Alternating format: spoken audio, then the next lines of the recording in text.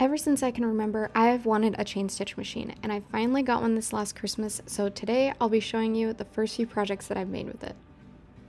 So this first collection that I'm doing is inspired by national parks and the 40s and the 50s, and the underlying theme is kind of a blend of coastal and western culture.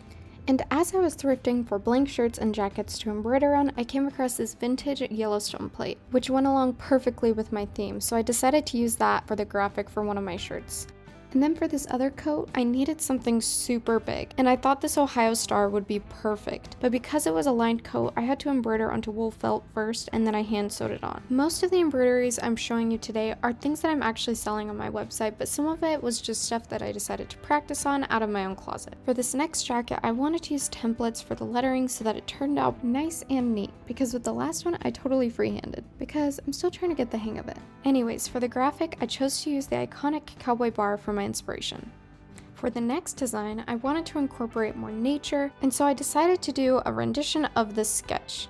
So because this is still such a new machine, I only had 4 thread colors to choose from: cream, black, and then a dark red and a bright red, because my dad originally got me this machine to embroider stockings. So it really forced me to get creative with a lot of these designs, but I think in the end it really tied them all together. And then I found these adorable denim baby overalls, and because Oliver is always on the move, I was debating between Giddy Up, Yeehaw, or Ride Like the Wind. I was determined to successfully embroider onto a t-shirt.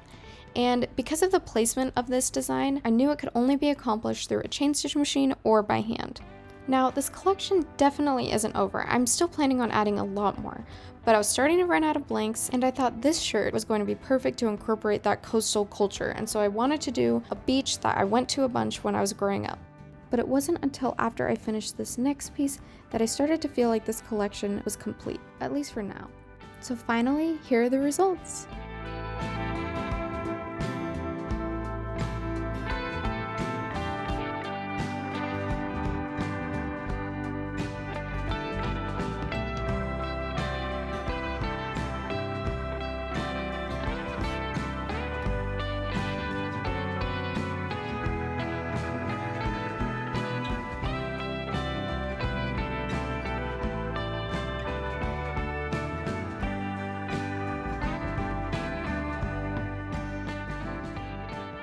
Stay tuned if you want to see more of the embroideries that I'm working on right now, and I'll also be coming out with a machine review of the chain stitch machine that I bought.